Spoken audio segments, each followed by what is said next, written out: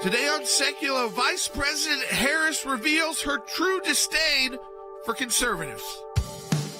Keeping you informed and engaged, now more than ever. This is Sekulow. We want to hear from you. Share and post your comments or call 1-800-684-3110. And now your host, Jordan Sekulow.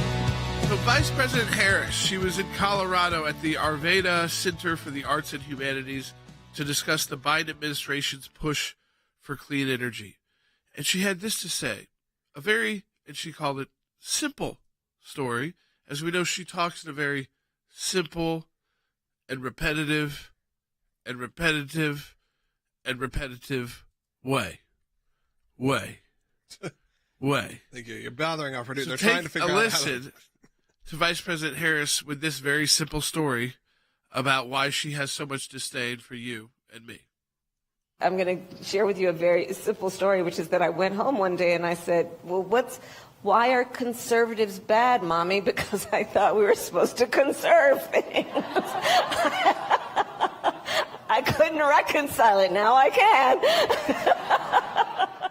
So now she knows why she believes that conservatives are bad. And I love that it was taught by her parents. This is part of a whole thing that I have a problem with too, which is this good and bad in people, not in differences in beliefs. Right. And it means you're teaching your children, and your parents taught you that not only is there people who you disagree with in the way that they believe, it's you despise them, that they are evil people. Somehow not equal to you. Right, which is the opposite of how you have to raise children, really, when you're talking about they're going to school, all the different people they're going to interact with. You don't want people just walking around who are like this, who have this sort of disdain. It's that same feeling that Hillary Clinton, she just said it more Hillary Clinton kind of terms. Yeah. Instead of saying, why are conservatives bad? And now I know why they're bad. Just a flashback to Hillary Clinton, what she thought about you in 2016. You could put half of Trump supporters into what I call the basket of deplorables. Feeling, Logan, it's the words like disdain. It's the words like why they are bad. And you're telling audiences this, young people, that this group of people, because of their political views, are people to disdain, to stay away from. When you tell a kid someone's a bad person, that's someone who, breaks the rules and should be stayed away from. Yeah, when they're saying, why are they bad? Can't be trusted. Well, it's the opposite of how most people are raised, and really how a lot of people were, especially if you grew up in the Christian conservative kind of world. It's the complete opposite of how you're told to treat people and how to respect people and to disagree with them, to push back, of course, but to have relationships with people, to have conversations with people. How are you ever going to win someone to your side even? Say that's your end goal. If your end goal is to convert, if you will, someone, if you have complete disdain for them to begin with and you say, why are they bad people? Why are conservatives bad, Mommy? We're just trying to conserve. And, you get that laughter from the audience. You can even tell they're forcing themselves to laugh because they're like, this is not really a joke, but it's the vice president. I guess we should laugh. It's really sad. I don't like when these things happen on either side of the fence. I don't like when conservatives do it. I don't like when liberals do it. It's painting with such a broad brush that I believe that there is right and wrong ways to govern. I believe there are right and wrong ways in positions. I don't believe that we should be painting people this way. I'll be honest, when we come back, I've had questions from my daughter, especially because she knew we were connected to Trump, and she said, Dad, why Biden? So I might be a little guilty of this. Well, maybe I'm sure that's true. But I'm not the vice president speaking broadly about half the country. Yeah. I was speaking about Joe Biden. Yeah, just Joe Biden. That's fine. I'm not saying, by the way, daughter, anyone who considers themselves a Democrat have disdain for it. They're bad. Yeah. Even though I might believe that. It is funny. It's funny what they come home with, though. Because they do have yeah. Some of my kids' friends, I feel like it would be a full insurrection. I feel like they're ready to go. They're ready to go. They tell me things. I'm like, I don't know where you heard this, but it's just very funny. It's very funny what they come back with. But maybe we need to take a look what's happening at home also as well when you make these kind of statements. Hey, phone lines are open, 1-800-684-3110. What do you think about that from your vice president? That triggered a bunch of people right there. 1-800-684-3110. Vice President Kamala Harris cracking herself up while telling an oddly specific story from her childhood and insulting Republicans in the process. How has your life shaped your work on climate and the environment? I'm going to share with you a very simple story, which is that I went home one day and I said, well, why are conservatives bad, Mommy? Because I thought we were supposed to conserve things. I couldn't reconcile it. Now I can. This is the unity administration, so I wouldn't really expect anything different from our vice president. This is another example of her just really not being ready for prime time. You know, when I saw that video, the first thing I thought was of Hillary Clinton and the basket of deplorables. This also goes to the Democrat Party as a whole and how they look at half of this country, whether it's Hillary Clinton calling us deplorables or Joe Biden sitting there telling us that we are mega Republicans and a threat to democracy. This is what the Democrat Party of 2023 believes. And it's disgusting. Videos like that are why Joe Biden could fall 7 times on the way up the stairs today, and no one's going to talk about replacing him with Kamala. Like, he could specifically be telling reporters he was Batman, okay? He's going to be the guy at the top of the ticket if she's the alternative. Laughing and proudly admitting that she judges someone based on their political ideology, and she's been taught to do that from an early age. Let's let that sink in, because that is what is wrong with society today. Democrats believe, and they teach their children to believe, that you can judge somebody, that a litmus test for friendship is someone's political ideology and their political party. And maybe that's her basket of deplorables moment, should she ever run for president. You know, in the situation and the milieu that she runs in, that wouldn't even be an issue. And everyone in the video was just laughing. But it's kind of sad. She's supposed to be the vice president and a leader for all Americans, and she shouldn't write off half the country that way.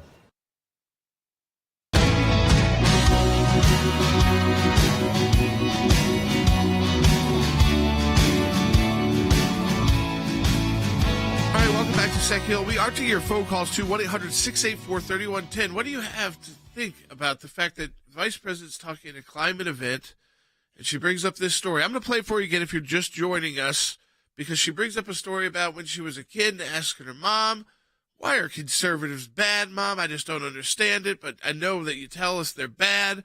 Why are they so bad? Take a listen.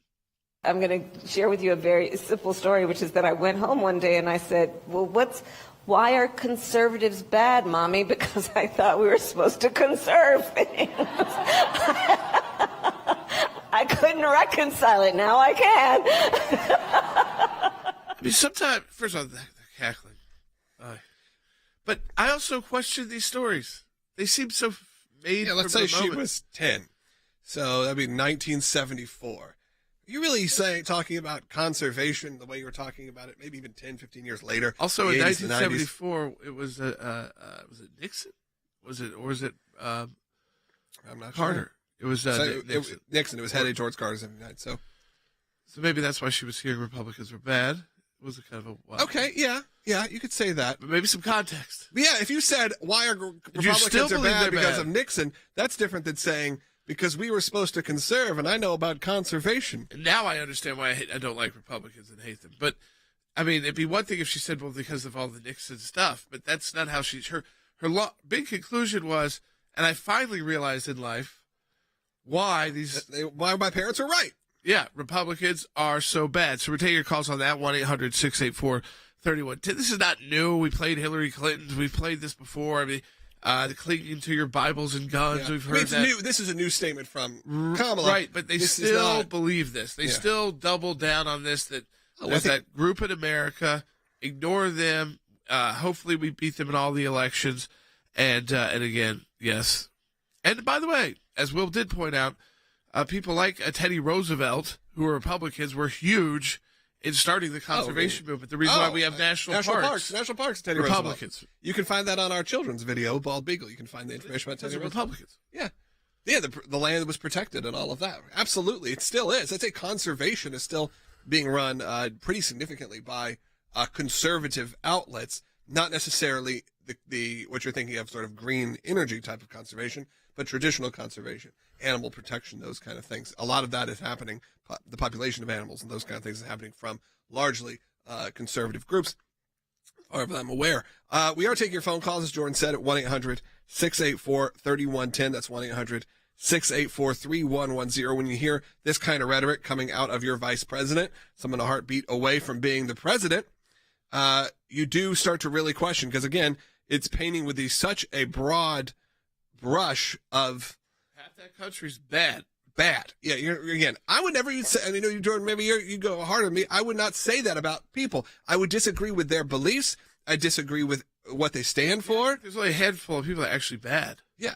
In the political realm. I mean, I think there are some bad actors in the political realm, but for the most part, I just strongly disagree with some people. They believe they're doing they put themselves out there. Yeah, and they believe they're doing what's right, and the people who support them believe they're doing what's right, even if we vehemently disagree with them. But I would never go on and tell my kids everyone who voted for Joe Biden is evil or is wrong, or vice versa. Anyone who voted for Donald Trump is amazing and is a hero. That's not how it works in America. Especially you only have a two-party system, and we're dealing with you having to pick one of two different options. You can't paint with that broad of a brush, and if you do, it's just gross and it's sad. I don't think that's where our listenership is. I don't think that's where our viewers are. I don't think that's where you are watching right now. You vehemently disagree, a lot of you, with the policies and who doesn't of the Biden administration. And you may not like the guy specifically, but that doesn't mean 50% of the country you're not willing to even deal with. Right. She kept going on in this comments. You got to have a little fun with this. Mm-hmm. Talking about, she was at this conservationist event and, climate change. She had to talk about water. Well, Logan, she also had to give us a little lesson, as she often does, about how water works and how water moves. Go ahead. No. Yeah, no, go say it. I said, those are questions sometimes my kids ask, and I'm like, I'll answer that tomorrow. Well, I'll tell you this. Her answer will not give you enough to satisfy your children will not be satisfied by this answer. They will only ask more questions. Take a listen. I think about water policy through the context also of another seemingly unrelated issue, but space. So I am the head of the Space Council. I love space. And so does Ed Perlmutter. Right? Right. Exactly. And so think about it, right? So there is now technology. In fact, we just recently launched it, satellite technology that is now mapping water around the globe. So we can now see where it is and where it's flowing. Talking about our globe, right? Water's flowing all around. Is this really new science? What, the water flows around the globe? We can monitor it through satellites? I feel like that's something we've been able to do. Yeah, I don't think that's nothing breaking news. And it flows based off, pretty mappable charts, like the jet streams and the different... I think that's right. I'm not going to pretend to be a scientist and know these things. Well, she does. My wife is weather forecaster, I let her we don't have enough water to space so that we can look at water. It feels like she just wanted to say space, and that she's the head of the Space Council. She just wanted to say that her and their magic school buses are, all the way in the stars. Yeah. Somewhere. We do have a lot of calls coming in. We're going to take some at 1-800-684-3110. We're also going to talk about coming up. We got a lot of topics to cover today, and we're going to hit more than just. I know this is fun stuff, and we're going to talk about that. We also have Sekulow Brothers later on today that we'll be doing a podcast where you can hear more fun.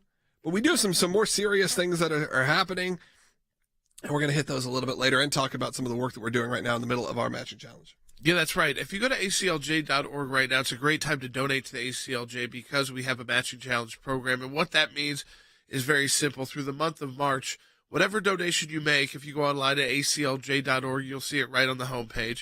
It takes a couple minutes or less to make that donation. If you make a $25 donation, we have a donor group that is ready to match those donations. They've agreed to match your donations for this month. So if you donate $25, we have a donor that will then donate an additional $25. So because of your $25 donation, we've received $50 at the ACLJ. You can do the math. If it's $10 or $50 or $100 donation, you're doubling the impact. There's no funny math there. It's just straight up doubling the impact of your donation.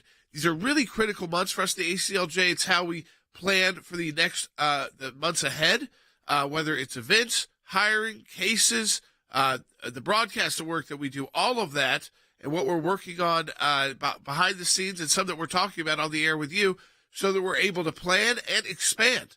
the goal is always to be able to expand the work that we're capable of doing. So support the work at aclj.org. You know, Logan, we come back, we're going to get to talk about our favorite Harry Potter musician. Oh, yeah. Former czar of disinformation for a very brief period of time, threatening to file lawsuits against Fox News, but she now has been subpoenaed.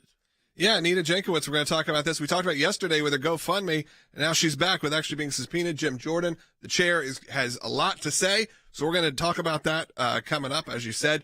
And we'll have Andy Economo joining us later with Wes Smith. We got a lot of experts coming in to weigh in, and we do have one more clip from Kamala Harris. I think if you want to feel like you're being talked down to, even more so, let's hear sort of this statement is more about the whole point, national security, and how there's a connection between all of her favorite topics. So take a listen. The Congress member mentioned the point about national security and the interconnection between extreme climate, water policy, and national security. Just think about it. Human beings need to eat food to live. Okay, so if a community or a particular geographic location is experiencing extreme drought over years and years, they cannot grow food. They will then leave that place to go somewhere where they can grow food. Yeah, you can grow food. I mean, it feels always like your kid at preschool, like in the preschool story time. By the way, like pull yourself up by those bootstraps and people figure out how to grow food in inhospitable places. Yeah. If you're going to have like the plants, Israelis, you're going to have, yeah, you can talk about that, how we can farm the desert now. Yeah, if you can farm the desert, what is she talking about? I drove through the desert. I was reading them some of our government projects. I have to say, they were trying to do that a lot here in this country, and I feel like we were just like, we got some better places. Let's just let the desert be its thing. We don't need to farm this land. So if you ever make the drive from California to Las Vegas, Nevada, like I did a few weeks ago. There's a line where before it turns desert. There's a ton of different climates and things you go through. I mean, right there is also where we're getting a lot of our fruits and vegetables. But you're right. There are a lot of that. But we're going to keep this conversation going. Give us a call, 1-800-684-3110 to be on the air. Also, as Jordan said, we're in the middle of the matching challenge. And coming up in the next segment, we're going to talk a little bit more about the work that we're doing with the ACLJ. You know, this is sort of fun. First two segments we're talking about the sort of horrible rhetoric coming out of our vice president. That's not fun, but it's interesting entertainment. Now about the work we're going to get to. We're going to talk about that coming up. Support the work at aclj.org. We'll be right back. The Freedom of Information Act allows people to petition their government and ask for the background information as to why they came to a certain decision. It's thousands of pages of paper, and in those thousands of pages of paper, you usually find a nugget. We are entitled as citizens of the United States to know about how our government works. Government agencies acting out of control. They want to keep Americans in the dark. That's why it's incredibly important to have the ACLJ constantly pushing to find out what the background information is. You remember the Iran deal? There was a video about what took place on that deal, and it was edited. And the edit took out the key part of what was going on. State Department, White House, editing videos to keep it from the American public. We have exposed that in our FOIA litigation, and we do that every day that we bring these cases. We took it to the IRS. No one ever does that. And because of it, it's a very weak government agency that used to be the scary government agency. What the IRS was doing was violating the Constitution and statutory law. Because of the litigation we engaged in, it's a different agency. They can't do what they were doing before. We've got the declassified list of Obama administration officials who started asking to unmask. And they've been hiding behind in the shadows. These FOIAs bring them to light. And all of this information came because we went to court to get the information. The power of Washington, D.C. only works when the rest of us, the rest of Americans, are kept in the dark. We may find one item of information in thousands of documents of irrelevancies, but we persist and we're on it every day of our lives. The work that the ACLJ does matters. It matters to policymakers. It matters to ordinary citizens all across America. Those of you that support the ACLJ, this is what it's all about at the end of the day. Think we haven't been on this, folks? We've been on it.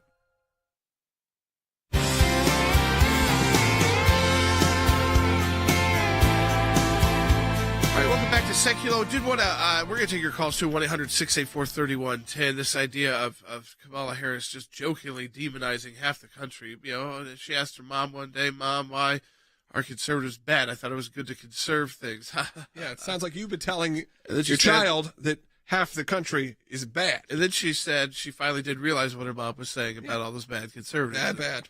You know, what do you do with bad people when you're a kid? What are you usually told? Stay away from them. Don't talk to them. There's something wrong with them. That's how, it's just a good insight into what they think of you and me. Yeah, I think that you're right. That to me is the most telling part of this. We're bad. Yeah, and I think that there's a sect of conservatives that do the same, that do the opposite as well, and do demonize an entire babies. Well, that do demonize a portion of humans. And I think there is a complete different line between saying, I disagree with your point of view. I think you're completely wrong. I actually think what you're doing is wrong, maybe evil. That's different than saying you as a person are. You as 50% of the country are. That's not the kind of rhetoric I want out of any of my politicians. Because at the end of the day, if you are supposed to be representing the entire country, both sides, which we know is sadly not really the case anymore, but if in theory that is what the idea is, then you can't talk about half the country this way. And again, I feel like that from both sides, but maybe it's never, like you said, Basket of Deplorables was less hardcore than this. In many ways. Because one, at least had a ring to it. At least it was interesting. It was an interesting way to say it. And she specifically said she's like, I think 50% of Trump supporters are this. What this is saying is conservatives, which is a very wide descriptor. It is not saying the ultra MAGA that they like to use. It's not saying Trump supporters. It's not even saying Republicans. It's saying conservatives, and that bleeds into libertarians. That just means anyone who doesn't fall in line exactly how they believe is in this, evil catch-all. Yeah. We have filed, I just want to let people know, through ACLJ, we filed a new FOIA with the United States Department of State, specifically on records pertaining to the creation of the new position entitled Special Representative for Palestinian Affairs within the Bureau of Near Eastern Affairs. So we're asking the scope of duties for that new position and whose orders or request that new position was created, the appointment specifically of Hadi Amir to that new position, and any steps taken in the process to ensure the new position does not hurt the interest of the United States' key ally, Israel. So you can understand there, again, by reopening and starting this new office, our concern is that the Biden administration going around the sovereign state of Israel to then get into negotiations, putting these special envoys for territories that lack a unified leadership that are being run by terrorist organizations. So that is work the ACLJ is doing right now. ACLJ Action also, if you're on our ACLJ Action email list, and I think our broader list got this as well, or they will be getting it.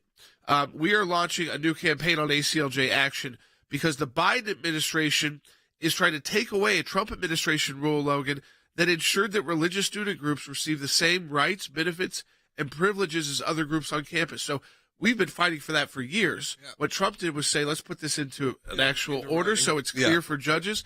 Well, the Biden administration is saying, hey, you don't need this because you've got a First Amendment right to free speech and the free exercise of religion.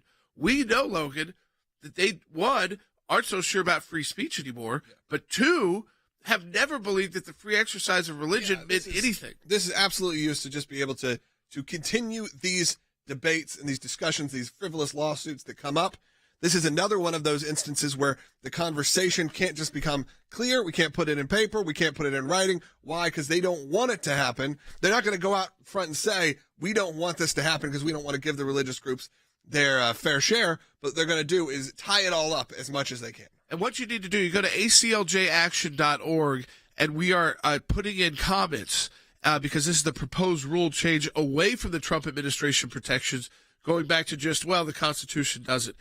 We've been litigating these cases for 30 years. Yes, you can win under the Constitution, but you have to go to court.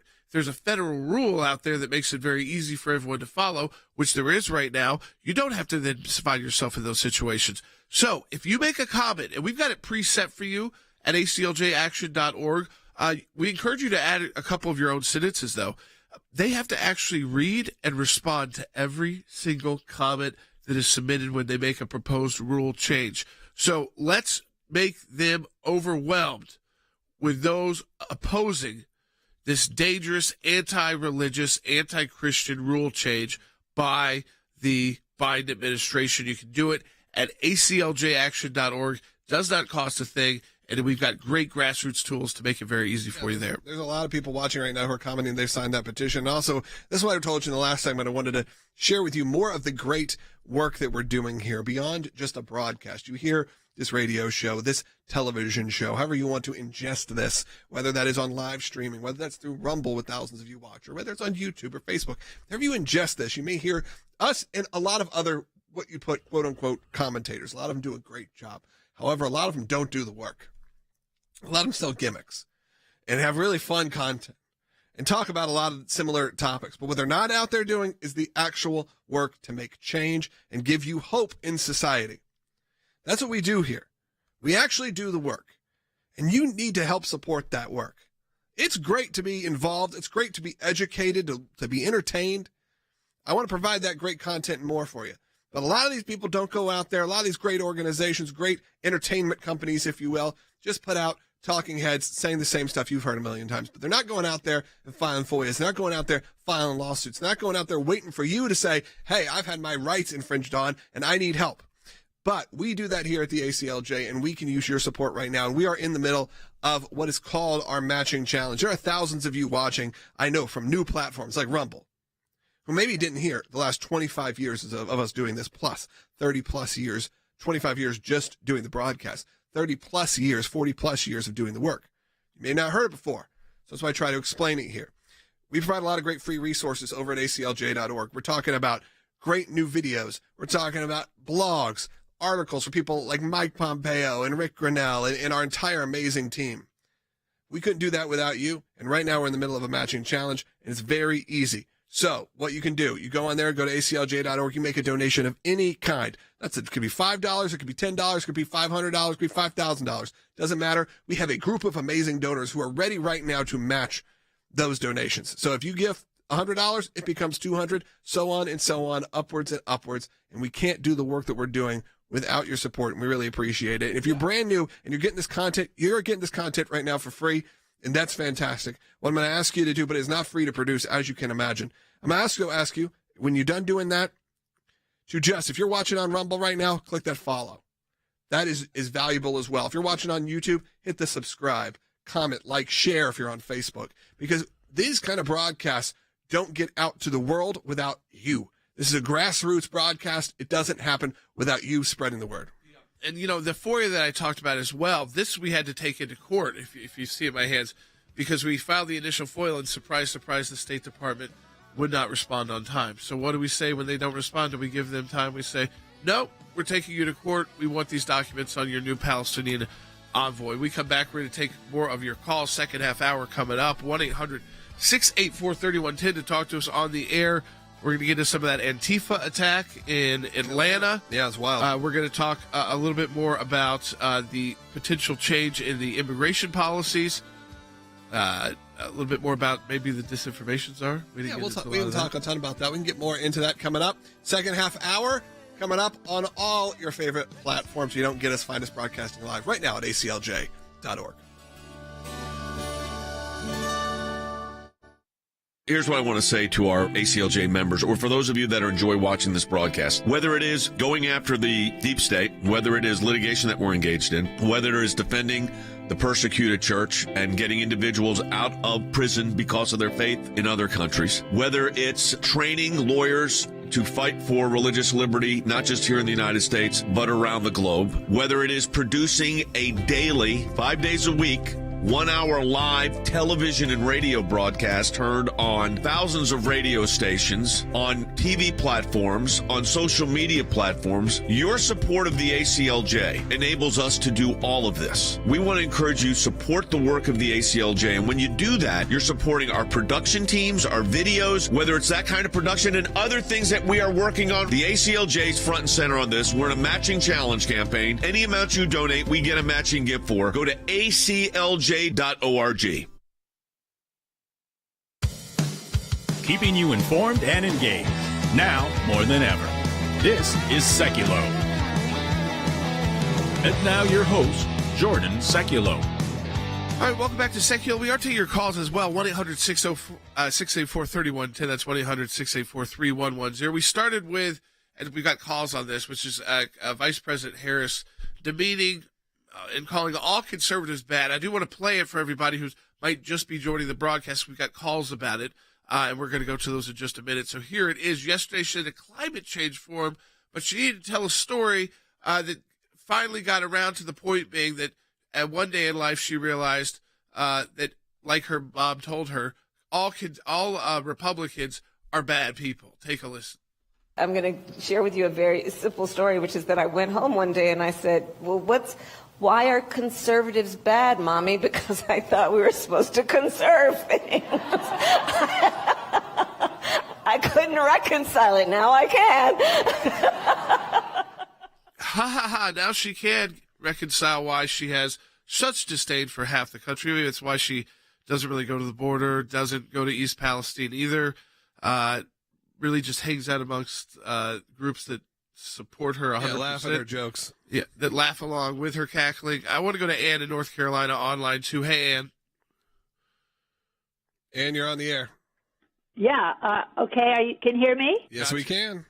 Okay. I'm a staunch supporter of ACLJ, have been for years, and it's so ironic to me that Vice President Harris, of all people, should use, all the words that she does, pulling down conservatives. So I started thinking of some interesting words for her, not to be nasty, but they're honest and they're true.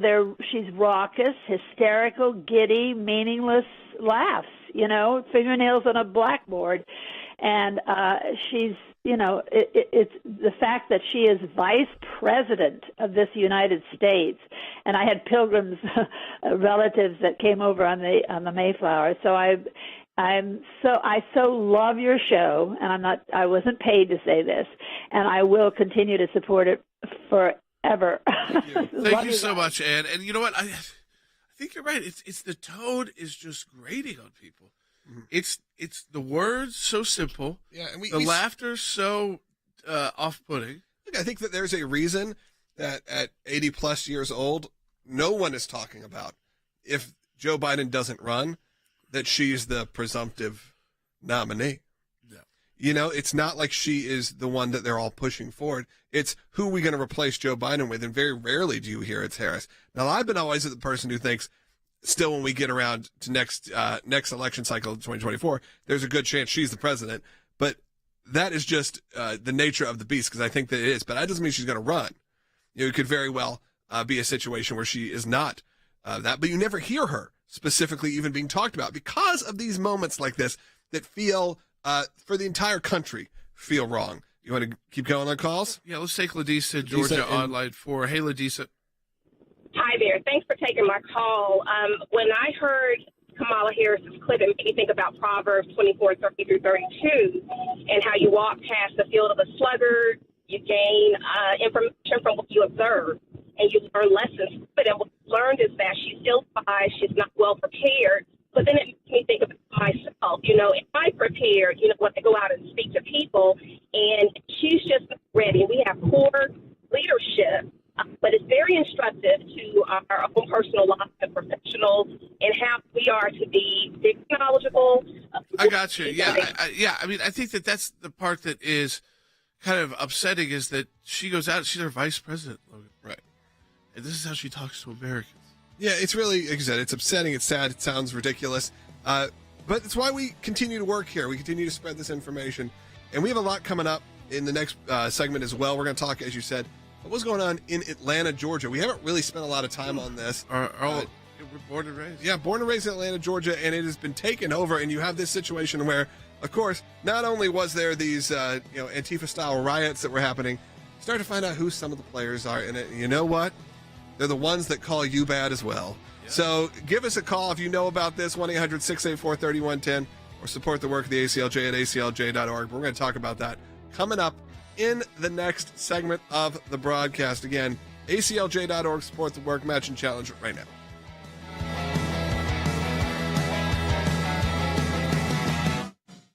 23 people in Atlanta are now facing domestic terrorism charges after a violent attack on officers during a protest at the site of a future police training facility that's under construction. This is a facility where they train to negotiate hostage situations, where they train in getaway cars, where they do mass shooting drills. Atlanta police released the names of the 23 arrested, and all but 2 of them are from out of the state of Georgia.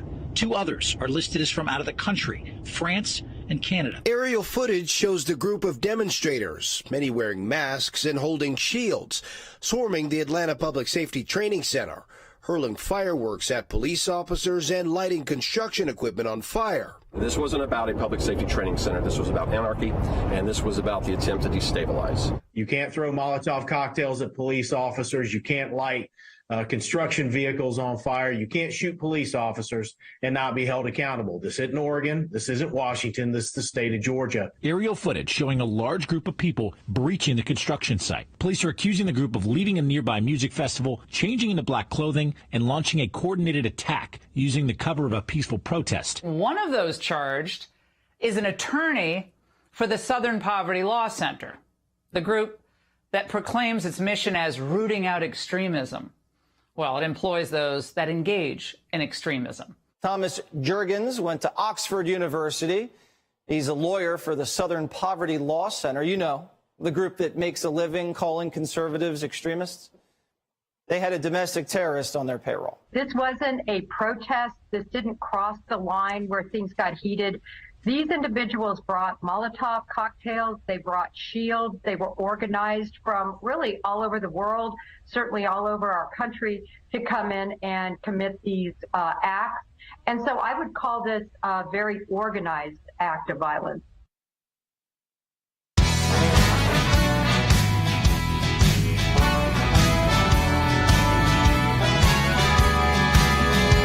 Surprise, surprise, we've seen an act of domestic violent extremism, and it wasn't by the right. No, it was by the group that's continued to carry out domestic violent extremism in the country for years, Antifa, who does not like a particular new center being built in Atlanta for police and firefighter training. They call it nastily Cop City. This is going to be like a militarized zone, right, when in fact the city of Atlanta is trying to better train police officers and firefighters so that those who are apprehended by police or in police custody or find themselves in situations with police are actually better trained, so that we don't see these national tragedies where there's police overreaction or riots in the streets. But yet this group, they don't want police to be fixed, Andy. They want police to be defunded. They want community activists to be in the cities and the communities. They don't want actual police there. So even if this would improve policing relations with communities who feel like they have been unfairly targeted by police, no, they've got to burn it down. That's the irony, Jordan, is the fact that here we are attempting in the state of Georgia, and this is in DeKalb County, which is the Atlanta Police Department, a county just next to Fulton County, where Atlanta is located, and that's where the Atlanta Police Department wants to put this $19 million training center. But the irony is that we are attempting, as you say, to do something right, to teach police how not to overreact to situations, to teach law enforcement officers generally, and would include paramedics, it would include first responders, it would include a broad panoply of people who are in law enforcement. We have a training center like that in Forsyth, Georgia, just down the way. So to teach them to be better law enforcement officers, and yet the hard left, the Antifa, the Southern Poverty Law Center, that's always been leftist in its orientation, doesn't want that. They are prepared to use violence to prevent that from happening, saying not only is that just a cop city where you're just training people to persecute the population, but you're also knocking down a forest area there that's preserved. So for all the right leftist talking point reasons, they go and engage in acts of domestic terrorism, and that's exactly what this is, domestic terrorism, and they need to be prosecuted for it. The fact it's not lost on me that you've got this highly educated Southern Poverty Law Center attorney. They are claiming he was there just to watch. That is obviously the police thought that he was not just caught up in it, but was doing something and taking part. Yeah. He looks like a protester. He does not look like someone who was trying to look different. Yeah, you understand people like press, if you will, that are going to want to go down and cover it, or people that just feel like they need to see acts of not this violent, but civil disobedience. My dad would certainly accompany protesters. Yeah, but you know what he'd be doing?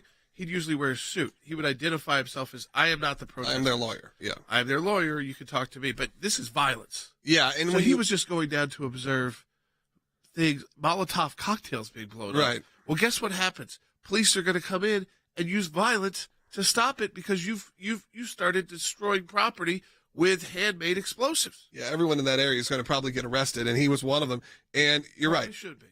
Yeah, in an organization that is one of the most controversial, I feel like, in the sense of somehow they've been able to weave this web of being this not, of labeling a lot of hate groups. That's sort of their whole thing is who's on their hate list and who's not. And really they've become this really it sounds nice. The Southern Poverty Law, it sounds like a nice institute.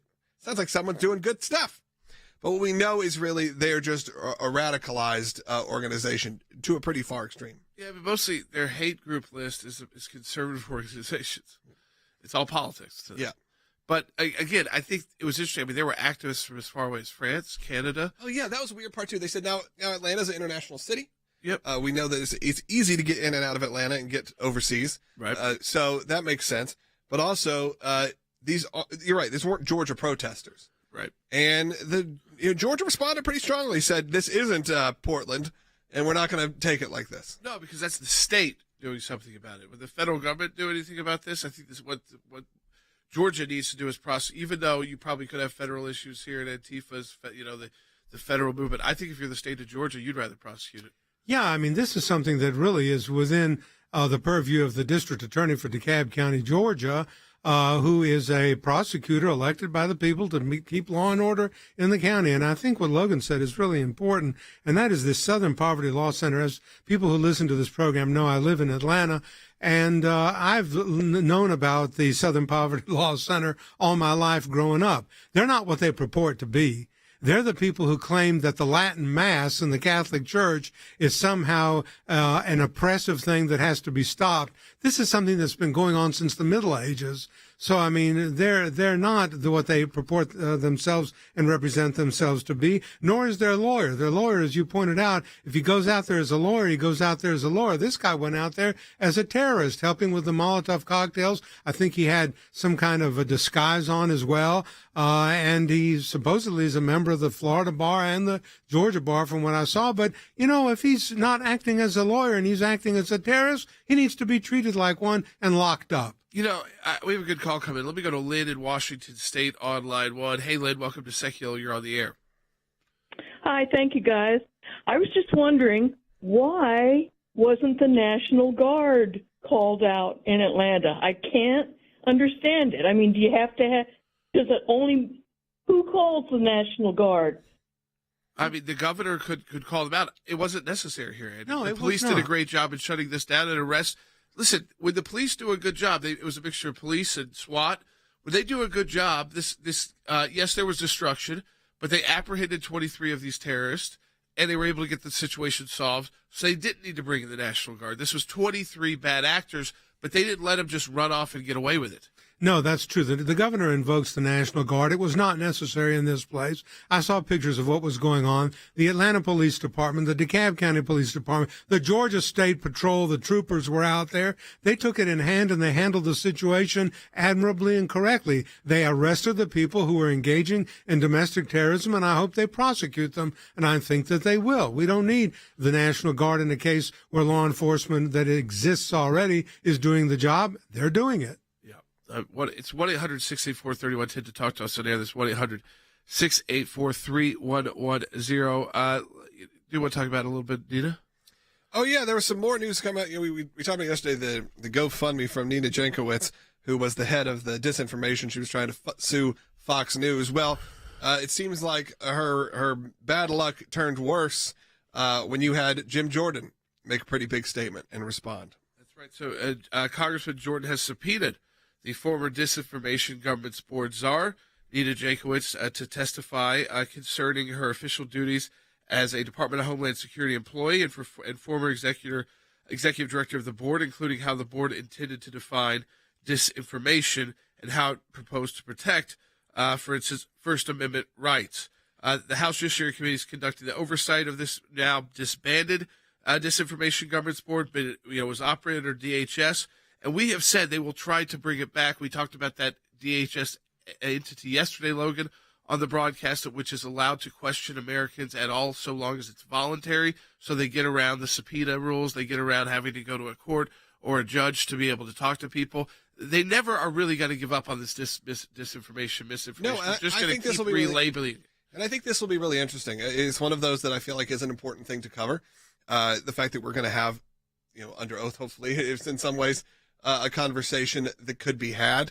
I look forward to this. These are the kind of things I was hoping would actually be the leading topics that come up.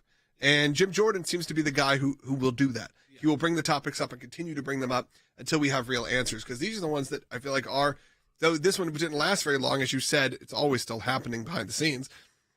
We're going to learn more about what actually went down and what the situation was. Hopefully we learn, hey, maybe it wasn't as bad as we thought, but I have a feeling that's not the case.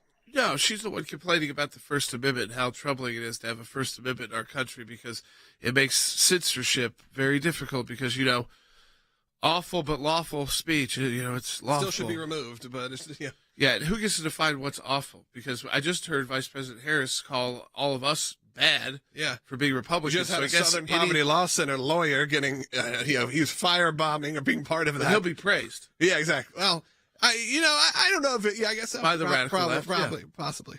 Oh, yeah, Southern Poverty Law is already protecting him. Oh, we're going to wear some shirts with him printed on it now? That guy? They probably will. He'll probably go on hunger strike. Okay. He looks like that type. Yeah, he looks like already. He's like that. Yeah. Well, he's probably a vegan. Yeah, can't eat a whole lot. Yeah. Not for allergies or any sort of other reasons. No. He still wears leather, for his protesting and Molotov. For his big hats. Yeah. But not also when he's got to, break chains and blow up. But you got to have some strong. Doesn't care about the environment. No.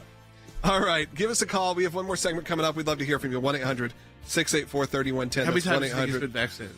1-800-684-3110. 1-800-684-3110.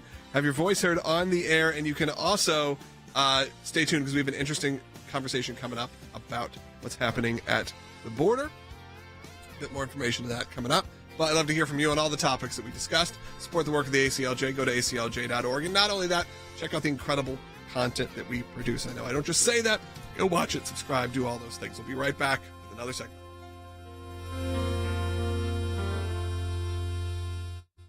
When we see something, when we hear something, when we're concerned about an issue, we don't just talk about it. We do something about it. And that goes to our Government Accountability Project. If we allow leaders in Washington, D.C. to make decisions behind closed doors, unaccountable to the people, then we are going to get skewed and corrupt decisions. There are lots of other places that do lots of important work for America, but the ACLJ has taken up a lane which is irreplaceable. The Freedom of Information Act, that's a statute that allows us to get information from the government. Starts with a letter from our offices in Washington to these agencies. And it says, give us this information on these topics. And generally, they don't. And then we go to court. We go through a series of lengthy negotiations back and forth about what they'll give or what they won't give. We may get tons of information that's redacted, and we have to then go back and say, you redacted too much. We can't really find out what you're giving us because it makes no sense. So it goes through a process of litigation. That is how you get information, and that office is going to be more active now more than ever. The ACLJ has been extremely active in vigorously seeking to hold these bureaucrats accountable. We have filed hundreds of FOIA requests. We have received over 20,000 pages of documents in our litigation. Holding them accountable, holding the Biden administration accountable so that all Americans are able to have faith in their government. We will up our efforts. We will not stop. You're finding a nugget in a gold mine. Occasionally you'll come up with something that is really a bombshell, but you have to persist in doing it, and that's what we do. That's a little bit of what we do through our Office of Government Accountability, and of course that comes under our Office of Government Affairs. So your support of the ACLJ supports all of that.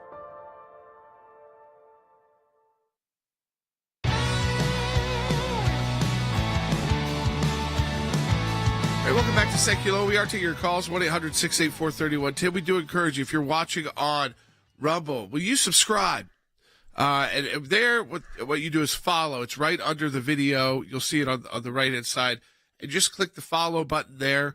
We really appreciate, for all of you who are in the chat, you can do it immediately because you're already logged in.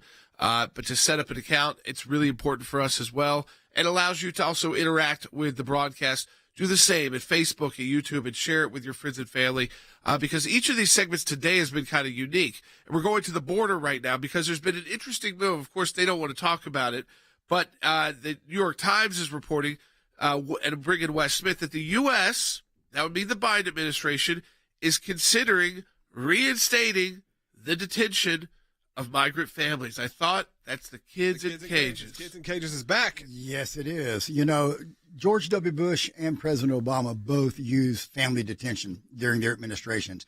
Trump expanded it and became the devil incarnate to the left. So what Biden did, he completely stopped family detention. He would release them into the United States with a cell phone to track them and then give them a notice to appear at an immigration hearing later on. Many of them do not appear later on. They toss the cell phone, so we have no idea where they are. And so all of this is being complicated by the fact that the border continues to spiral out of control, and President Biden has taken some political hits on this. Over 2 million people have been detained since he became president. There's about 600,000 plus getaways. It is literally out of control. And the other thing the Biden administration realizes is that on May 11th, Title 42 goes away. They've been using Title 42 to send not only individuals, but some family units back to Mexico while their asylum claim is adjudicated. They can't do that after May 11th. Thus, Jordan, Logan, they're thinking about going back to the Trump policy of family detention. The conversation's at least happening. It was coming out of the New York Times. You're not talking about coming from some conservative rags trying to say this is what it is. This was coming out of sort of the quote-unquote mainstream media, if you will. And for people who don't know, that Title 42, it's supposed to expire because really it was just put in place for COVID, and it just keeps getting extended because, again, like you said, they don't want the floodgates are already open. Now let's make it even harder. And I think everyone knows that can't be the case. It is pretty interesting to see what the next process could be if they go back to this. Is it coming up with a way? I don't know. That feels more humane. There may be a way to humanely do this where people can. It usually gets out of control. Right, it does. But I'm saying maybe there's some sort of process. Maybe we're the United States of America and figure out a way where it doesn't have to look like the way that we've presented this for the last 3 administrations, if you will. What's interesting is that it's gotten so bad that they're now they're at least considering. They're and I mean if they're this far into considering it, they're probably planning to do it because the summer's about to hit. Yeah. When the warm weather comes and it's predictable, we're only a couple weeks away. Actually, if you're in southern Texas right now, it's pretty predictable now. I mean, the waves start coming. We know when that's the uptick. And so the Biden administration, going into election season yet again, he's about to declare, needs to do something to slow, even if it doesn't end it, but something where he can go out there and say, we've stopped this much. Yeah. Would be a big point for him to be able to make. So I think, Wes, they're willing to take the hit from their far left to appeal more to mainstream Americans to make it look like, see, even we've reconsidered something we thought was wrong because it's going to help Americans. Yeah, of course, there is this complicating factor, Jordan, and that is under the Flores settlement agreement, Reno versus Flores, 1993, and then a settlement agreement that followed in 1997, you cannot hold children for more than 20 days. You're not supposed to. So, yeah, the family, if they have children, what are you going to do after 20 days? And before, they had expanded facilities for family units to be detained. When President Biden ended family detention while their asylum claim was looked at, he took all of these facilities and made them for single adult males. So now if they do this, they're going to have to go back in and put nurseries and playgrounds and things for families instead of single males. That will cost lots of money. And read this morning, ICE is now hundreds of millions of dollars over budget. So this is complicated. The best way to handle this, at least one of the ways to handle this, would be to secure the border and have legal ports of entry and not so much open border. And that's not going to happen. Well, but it may not happen, but I didn't think that this could potentially be one of those things. No. Anything stamped with Trump, even if it didn't come from the Trump era, even if we know that he got stuck with it in terms of the way that it was worded, the way that if you think of kids in cages, you think of how they treated it in the prior administration. Yeah, in the Obama administration. Now we're at the point where they're saying we have to figure out a way around it. We have to figure out a way to parse this back. And when you do that, it's becoming very hypocritical. It becomes very hypocritical for the Democrats. However, it's also the nature of politics. And maybe we can finally get back to the point where you realize before you're the president, you don't know how this stuff actually runs. Right. There was a time where, sure, there were campaign promises that had to be removed. Why? Because when you got in the office, you realized that there were certain things that were there for a reason. And what happened with the Biden administration is anything that had Trump, stamped on it, it had to go. It had to go, even if it was reinstating him as they go. Right. I mean, we see this with other policies, even with some of the Title 42 stuff, when they tried to remove that at the border when it was still declaring a national emergency. This is at a time, too, where Mexico has become very dangerous, unfortunately, again, at a wider scale where it just seems like tourist places it used to be and no-brainers to go to on vacation. We just saw this horrible event, Wes, with kidnapped Americans. There were 4 kidnapped. 2 have been found alive, but 2 dead. Yeah. Likely by cartels. Right. Went down for medical procedures and attacked, 2 of them killed by cartels. This is a horrible situation. I've been saying for months, and I'm glad to see, I say this tongue in cheek, that Lindsey Graham and Bob Barr are agreeing with me now. We should consider designating the terrorists, the drug cartels, as international terrorist organizations, because it would give us some more options to counter this. Of course, the big way to stop the fentanyl coming into America would be to have a wall completely along the border, because a lot of the drugs that get into the country come across open borders. The cartels are not only murdering American tourists, and they've been doing that for a while and doing kidnappings, but just last week, we discovered that the fentanyl that's coming across, of course, if you have Narcan close by, you can revive the person who is overdosing with fentanyl if you get to them in time. Now the drug cartels are lacing the fentanyl with a horse tranquilizer that is impervious to Narcan, so that if they take those pills, you literally cannot revive them. They will die. This is a terrorist act. Jordan, ISIS, most people don't realize this, killed less than 100 Americans. We are losing 200,000 Americans a year from fentanyl and other drugs. We've got to look at this more seriously. There's two groups responsible: the Chinese Communist Party, who manufactures the fentanyl, and the cartels in Mexico, who then mix it in with other drugs and deliver it to the United States. So you've got 2 actors: one who is supposed to be a much better ally, Mexico, but has a very tough time cutting down on their drug in the drug trade because of how prevalent and cheap this is to make. But the Chinese Communist Party, back again, killing Americans. I mean, think about if they were waging war in their mind, and you could take out 100,000 to 200,000 Americans a year off a cheap drug, you're weakening the country, and you certainly are. You're killing young people. You're killing the next generation of people. It is, again, I don't know what has to give for the Democrats to care more about the American people, the American kids, teenagers, and college students who are dying because of this fentanyl being produced. Ultimately, the first stop is the Chinese Communist Party in China, then to Mexico, and then it kills our kids. And why does that have to be partisan? It should never be. Support the work of the ACLJ at aclj.org. We've got that matching challenge month. You double the impact your donation. It's a really important month for us financially. Donate today at aclj.org.